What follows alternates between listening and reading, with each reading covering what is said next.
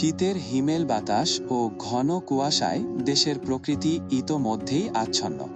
এর মধ্যেই নতুন করে তীব্র শৈত্যপ্রবাহ বয়ে যাওয়ার আশঙ্কা করা হচ্ছে। Bangladesh weather observation team BWOT জানিয়েছে, এই শৈত্যপ্রবাহ 28 ডিসেম্বর থেকে শুরু হয়ে 7 জানুয়ারি পর্যন্ত স্থায়ী হতে পারে।